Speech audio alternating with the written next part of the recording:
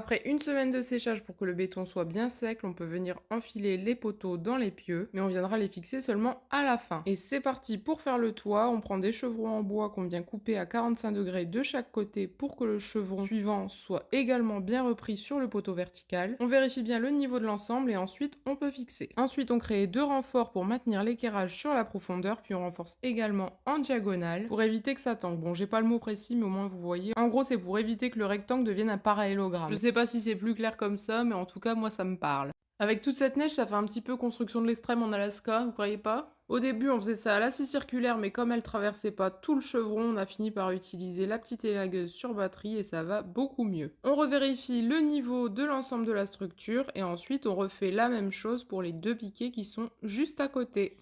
Pour les piquets, on a pris des piquets en pin traité car ils seront exposés un peu à la pluie quand ça chassera avec le vent, mais pour le reste, ce sont des chevrons standards car ils seront abrités par les futurs tôles.